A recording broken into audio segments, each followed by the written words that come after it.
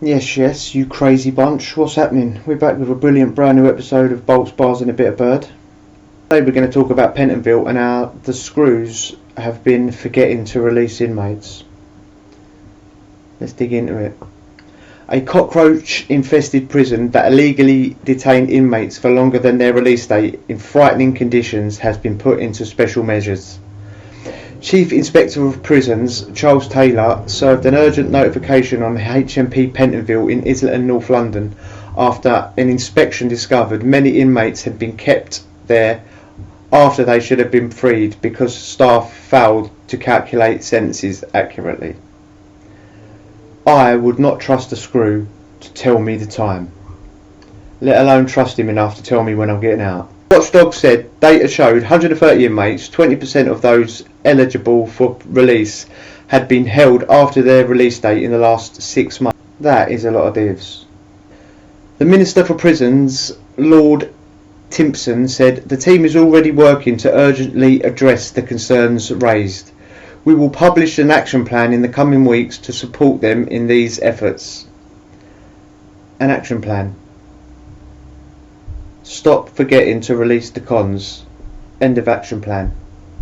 Mr. Taylor said the government needs to take action very quickly. In effect, people are being illegally imprisoned by the state because the prisons is failing to calculate their sentence. The Secretary of State has 28 days in which to reply to my letter with an action plan about what they're going to do about Pentonville. Also found 10 inmates had been released early in error between July 24 and June 25. That is a mistake you wouldn't mind being on the end of. In the letter to the Justice Secretary, the Chief Inspector said arrangements for new prisoners' induction and first night at the jail were chaotic and even frightening. Men were held in dirty cells, missing bedding, furniture, telephones and pillows, the watchdog had said, while the majority of prisoners were locked in their cells for more than 22 hours a day. Some things never change. The report also said 60% of prisoners at the Category B prison were sharing cells that were designed for one person, and there was a widespread infestation of mice and cockroaches. 60% doesn't even sound high enough. The only way you got a single cell when I was there is if you went out of your way to convince the doctor you needed one. Myself, I pretended I wet the bed. True story. Inspectors took emergency action after they found oversight of prisoners under constant supervision was shockingly poor. One prison officer was found asleep, 2 were reading books and another was completely absent. If you're sleeping whilst the inspector's walking around, then you're a fucking idiot, mate. How can you not manage to keep your eyes open just for that one time when he's walking past? Get a grip. The unacceptable practices in the care of prisoners under constant supervision was a particular concern for inspectors, given that there was 3 suicides at the jail in 2025. I remember when I was there, years and years and years ago, I got woken up. Obviously I was asleep at night, really early in the morning, say 2, 3. Got woke up, there was a prisoner screaming, "Help, help, help." So I've got up, I've got out of bed. When that sort of thing happens, you're thinking, what's going on in a cell? They fighting, is someone, whatever. I've gone to the door, gone to the cell, I'm listening. Inmate is screaming for help.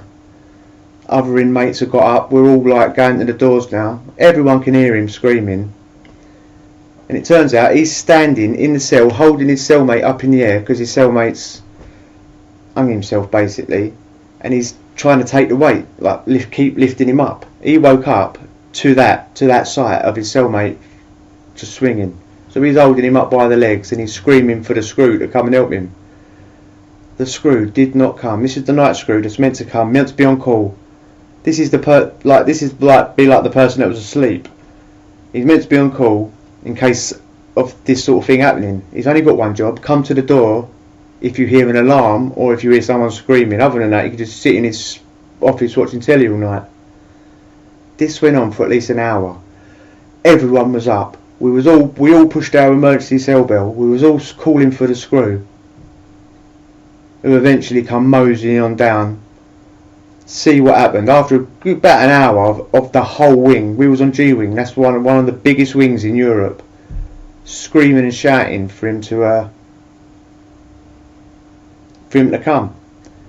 Eventually he's come. Then he's had to run off again and go and get Oscar 1 because he never had a key. He's had to go and ask Oscar 1, another screw, who's in charge of opening doors and stuff, because the night screw can't just come onto the wing and open up a door. So then he's had to run off and get him. And then he's opened. Then he's come along. They've opened the door, cut the geezer down. I can't actually remember now if he lived or died, but if he lived, it wouldn't have been because of the screws, would it? It would have been because of the inmate holding him up all night. Mr. Taylor said Pentonville is an overcrowded inner-city Victorian prison with a record of poor performance over many years. Too many of its staff have become disillusioned about the possibility of improvement or their capacity to effect change. He added the Governor will need significant support and investment from HM Prisons and Probation Service to strengthen his senior leadership team, refocus on the basics and put in place effective oversight and assurance systems to turn this failing prison around. We will be back at the jail within a year, and we will want to see substantial improvements to the safety of prisoners, but also that some of the basics like sentence calculation are being done right. Pentonville is the 10th prison to be issued with an urgent notification since November 2022. In response to the Chief Inspector's findings, a Prison Reform Trust spokesman said that this urgent notification must be a rallying cry for immediate action. Fix the failing infrastructure, improve staff training and treat Lord Tipson said this government will end the chaos we inherited in our jails.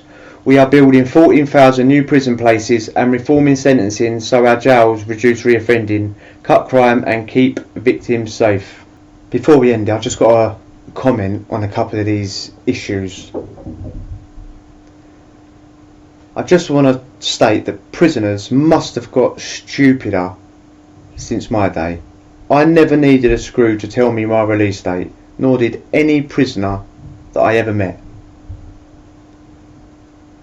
From the very second I received my sentence, I'm working out my release date.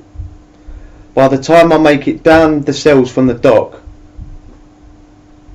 I'm already planning my release party.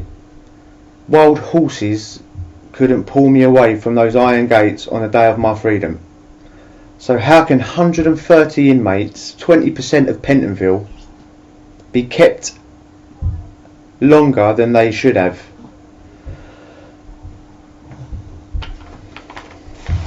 Maybe they like it in there. Just a couple more things I want to touch on. Number one, why does it take a year for the screws to learn basic maths? Number two, Pentonville has been and always will be failing. Number three, prisoners have never been treated with dignity ever. Number four, governments always blame the previous government for the chaos they inherited. They never take the blame. Number five, extra prison places will always get built, but they never stop the chaos and they always need more. Maybe there's a clue there. More prison cells doesn't really stop crime. They just house more people. And finally, number six, if there was no reoffending prisoners, a hell of a lot of talentless people would be out of a job. Anyway, stay unified, stay safe, adios.